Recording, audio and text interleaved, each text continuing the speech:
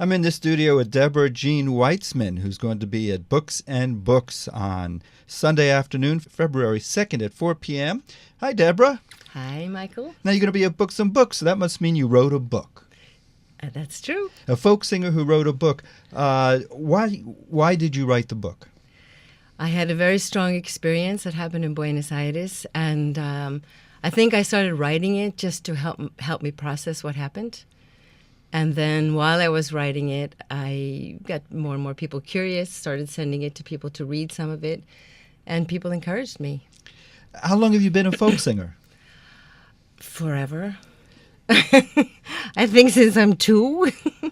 Where are you from? New York City. So you must have experienced some interesting folk music growing up in New York City. I did, but I could have probably experienced more if I was actually in the city. Because I came into the city when I was about 17, lived at my cousin's apartment on McDougal Street, and sang in front of her shop where Bob Dylan and all of them sang. Uh-huh. So I stood on the street where they all stood, but I didn't actually meet them. This was in the 70s and 80s? Early 70s, yeah. Did you experience that fast folk experience? Oh, yes. Oh, yeah. Okay. I played there, speakeasy, yeah. I even had one beautiful guitar stolen from the other end. Yeah, I did a gig, saw an old boyfriend, left my guitar, went back. I mean, those kind of things shouldn't happen, right? That you see an old boyfriend and you lose a guitar in the same night. Well, you are in South Florida at Books and Books for your book. So did you plan to write this book, or was it the experience that caused that? The experience caused it. I mean, I've always loved to write. I'm a songwriter and wrote stories, some screenplays, nothing out there. But I always loved to write. I mean, what do they say? Writing helps you process your thinking. Did you know you could write? I still don't know I could write, but it seems that I did. And getting published is, of course, a nice confirmation. How was that process? Hard. Yeah. Hard. Did you get rejected a bit? A bit and a bit more and a bit more. Yeah, but I got some nice rejections, and I think that's what keeps you going. So you had to rewrite the book? Oh, sure. Okay. Many times. Well, you want to read a small passage from the book? Sure. So this story is it begins with a pretty dreadful fear of flying, and I arrive in Buenos Aires in not a very good shape. And in Buenos Aires, they send you to therapy for everything, including a fear of flying. And you went to Buenos Aires to dance tango. Okay. And to escape the winter of Norway, where I live. Okay, so here's the start. Every day I see Anna. I've been going for weeks and weeks like a job, furious at having to do this. How many therapists does a person have to have in her lifetime? Why is this happening to me, I ask, because I have no idea how to make sense of anything. My skin, my breath, my eyes, my face. Nothing is familiar, nothing is mine, and it scares me to death. We carry things, Anna says, and we hide behind them. But one day the load becomes too much. The way you've learned to live, to survive, will not work anymore. Your inner intention has taken over and begs you to see what is buried within. Only then will your entire self come together in a new and healthy way. It will take too long, I say. There will never be enough time. And she, with that amazing laugh of hers, insists there's plenty of time. Then she wraps around me with all her love and conviction. With her funny English and irresistible power, she brings me to where I'd never dare go to on my own. Deborah Jeanne Weitzman from her new book, Pandora Learns to Sing, A Journey Toward Wholeness. And it was a nervous breakdown you experienced? Unfortunately, yes. I don't know if you've heard this, but many singer-songwriters have a fear of flying. It's something the way our brains are set up. And like many singer-songwriters, I took a little Xanax, not too much, to manage the flight. And one time it didn't work. What were the symptoms? I thought I was going to die. I thought I was going to have a heart attack. I actually start the book with a prologue where I'm on this plane and I'm begging them to stop the plane and let me get off. And the flight attendant, who was unfortunately not so friendly, said to me, "What is this? You think this is a bus? We don't make stops." And I was really scared. And luckily I had a very nice seat, a person besides me, and he comforted me, and I fell asleep. What were the repercussions? I had a terrible skin reaction. The good side was I lost a lot of weight. That was fun. How long after you landed did this persist? Well, I arrived, and it sort of began about 2 days later. Then I had to go to the hospital. And then the rash was at least for 2 months. Well, what were you thinking? I think I was more in a total state of panic, which is not fun. But now when I look back, like many terrible things that happened to people, it was, in a way, the best thing that ever happened to me, because I met this incredible therapist there. And in my trying to recover to get back onto a plane, I could never take medication again. She dug really deep inside of me. And, I had done therapy all my life, but never this deep. Fear of performing, fear of showing myself, fear of singing. It's all connected. How long were you in therapy for with this woman? The first time, 4 months. And what I mostly write about is this time.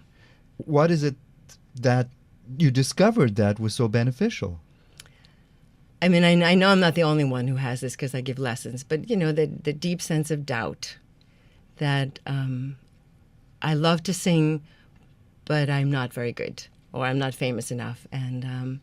And even the times when I was getting famous, I thought, kind of like the Groucho Marx, what's wrong with them, that they like me. So when I work with her, it's to discover that, there's different me's, and there's one that's connected to, shall we say, more spiritual. I'm more than just these bones.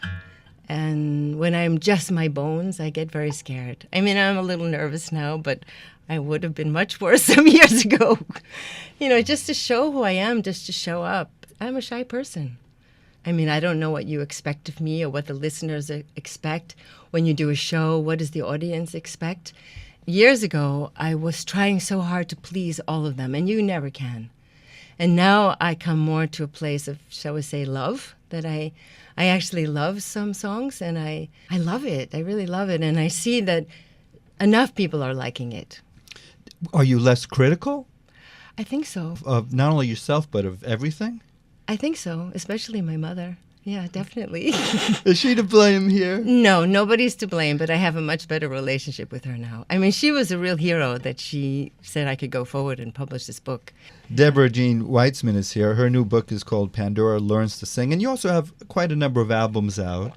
I do. How about playing a song for us? Okay, I see what I can do. Okay, so this is a song called Deaf and Blind. I do love to dance, and that is what brought me to Argentina. And in this song, I have a line about that sometimes that is the dancing that can take you there.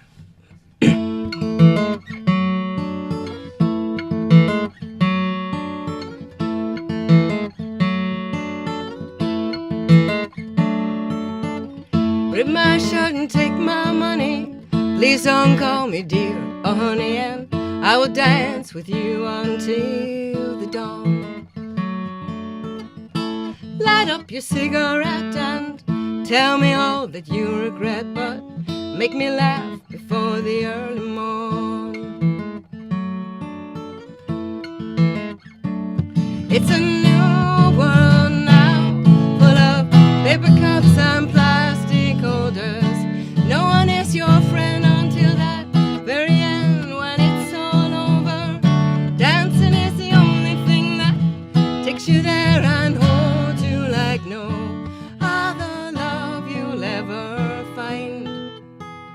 Oh, it seems that we're deaf and blind.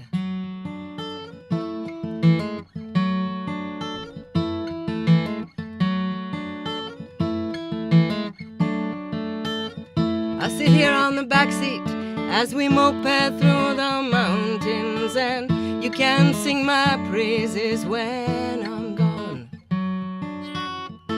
Sing a woman passing through's like trouble waiting in the stew, but I won't be staying here that long. It's a new world now, full of paper cups and plastic holders. No one is your friend until that very end, when it's all over. Dancing is the only thing that takes you there and holds you like no other love you'll ever find. Oh, it seems that we're deaf and blind. We're deaf to the children and we're blind to their cries. It don't hurt to ask if you don't mind the lies. And I promise not to bore you if you get up off your chair. Dance to the rhythm that can take you anywhere, anywhere.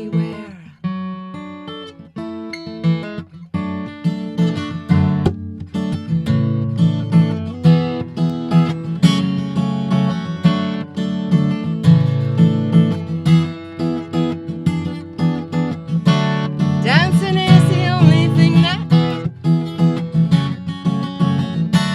Dancing is the only thing that Dancing is the only thing that takes you there and holds you like no other love you'll ever find. Oh, it seems that we're deaf and blind.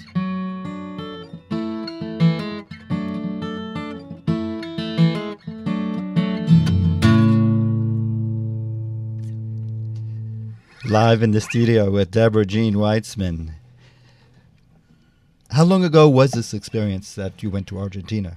It was, I think, almost 8 years ago now. And how has it changed the songs that you've written before and after? You know, the weird thing is because I did so much writing after this experience, and I went back to Argentina to work more with this wonderful therapist, and I ended up making some recordings in Buenos Aires and doing some concerts there, that I didn't so much write new songs as finish a lot of unfinished songs. Maybe that was the biggest change. The name of your book is Pandora Learns to Sing. Are you Pandora? You know, the myth of Pandora, I use the myth that when Pandora, well, there's many versions, but the version I'm using is when she opens up the box and all these terrible things fly out, she closes it. If she had, in fact, let all of it come out, underneath it all is hope. So that's a nice image. I like that. And in fact, when I was in Buenos Aires, and in fact my box had, the box of myself flew completely open and everything fell apart. And you are scared from this. I mean, all the things that you never look at, the angers you feel, your fears, all of it. It kind of mixes, and then underneath it all is really you. You know, it's like I don't know, this is going to sound corny, but I found a little more home in myself. I was a terrible overeater. I was a terrible, addictive manifestations, and knock wood. Whew, I'm free of them right now, luckily. I mean, I'm in a 12-step program, so it's not just one road, but... So how did you do that? How was it just talking to this therapist that you were able to address this addiction and yourself? Again, not quick answers. The 12-step program, for people who know it, AA, Overeaters Anonymous, this is a step-by-step program, and you can also say therapy is a step-by-step. So, not one quick answer. The kind of therapy that I did in Argentina is based on Holy Tropic Breath Work by Stan Grof. And this breath work just takes you into a very deep place. So you're accessing, some of that really dark stuff that your more consciousness is not going to let you go to. And this therapist was amazing. So in the breath time, things would be churning around. It was often very scary, not always, but very shameful, things that came up. But then I would speak with her about it. And I went every day. I mean, I did do it like a job. Mm-hmm. Did writing the book, did that help with your therapy? Was Absolutely. That part of it? Oh, it's great, really. When I've done a few readings now from this book, and people ask that, people ask about the therapy, people ask about recovering, but a lot of people want to know about writing. I think there's a lot of people who are curious about writing a book now. I can definitely answer questions about that, So I encourage people to come to my reading, and I'll definitely answer questions. Deborah Jeanne Weitzman will be at Books and Books on Sunday, February 2nd at 4 in the afternoon. Do you still enjoy singing as much as you do writing and reading and going to book signings? Yes, and I still enjoy dancing. How much do you dance? As much as I'm able to squeeze it in when I don't have a gig or something. And what kind of dance? Well, here in South Florida, I was dancing salsa already. And I got very lucky with my partners. So I dance tango and salsa mostly. I see. Well, Deborah, how about another song? Sure. This is called A Long, Long Way.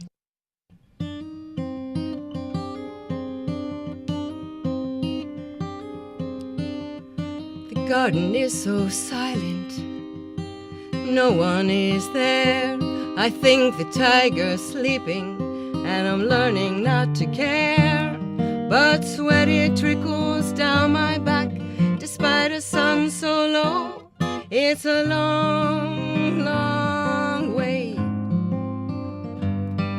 to go.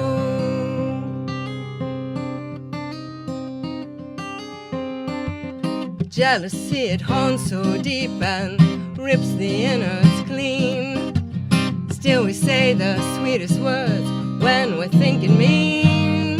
And we creep around commitment, and we feel the fatal blow. It's a long, long way to go. It's a long way from Chattanooga to the sands of Timbuktu, and no one has that perfect map to find the shortcut through. And you try to keep it simple and be proud of what you know, but it's a long, long way to go.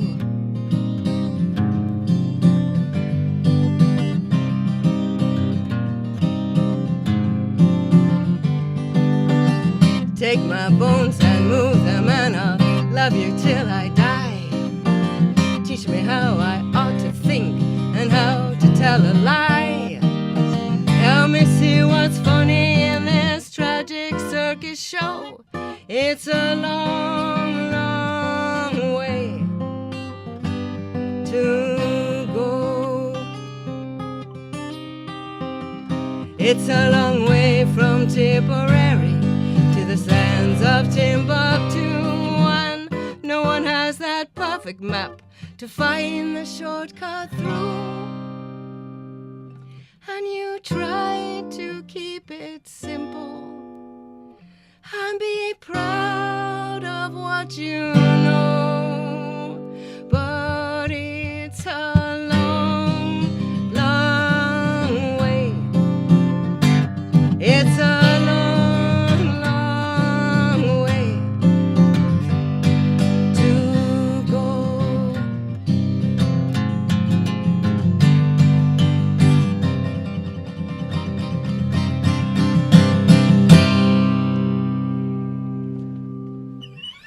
Deborah Jeanne Weitzman, live in the WLRN studio. Well, that's a beautiful song. Thank you. The subtitle of your book is A Journey Toward Wholeness. Yeah. What do you mean by wholeness? The publisher actually put that in because this breath work, holy tropic, means a journey toward wholeness. And when you are doing this, well, I guess all therapies, but especially this therapeutic approach, to really connect all the different hidden dark parts that we often, disconnect from, to claim them, to reconnect, and therefore becoming more whole. Is it like a form of meditation? No, it's heavy breathing, strong music. It's a very powerful therapeutic approach. 2.5 hours. Of that strong breathing? Yep. Oh, yeah. So things come up when you do that? Oh, they come up. You are really Alice in Wonderland down the rabbit's hole. Yeah, and I write a lot about this stuff.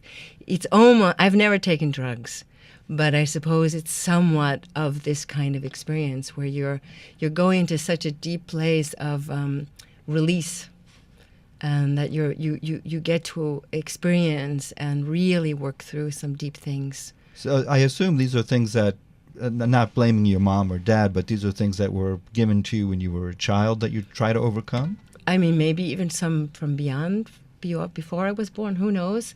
Definitely from my early years growing up.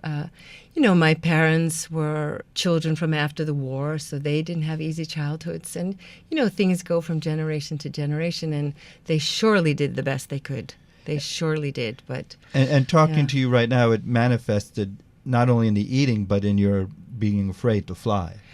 very much in a fear of flying, and when I was very young, in a fear of speaking. Mm-hmm. I mean, that's the irony, that I wanted in a way to be seen and a way to hide at the same time.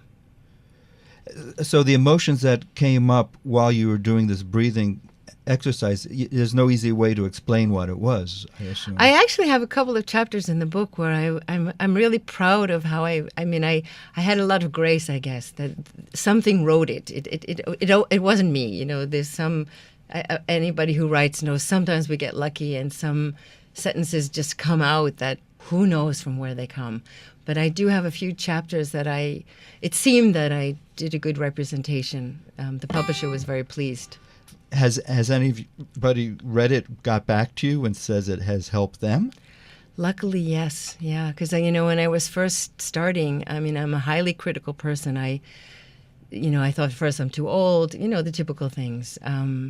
So I didn't even think I would get it published, and I just let people read it who asked for it. And I was starting to get feedback that it helped. Yeah, it seemed to help a lot of people, and, that's great.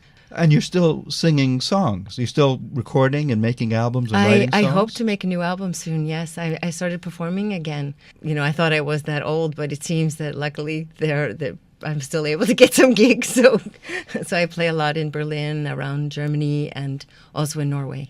Do you want to sell out? You want to sell albums? Do you want to hit? What's your goal? If I can be very corny again, a few years ago when I started to feel well enough to start playing again, I had been writing. I actually asked somebody to read my palm to ask, should I play again? And if so, in what kind of context? And she got a bit like, and then read my palm and said, absolutely, you're supposed to play again. Maybe not in the big famous world because, I'm too old and I don't have a belly button ring, but in maybe small venues to what you call to give emotional shade.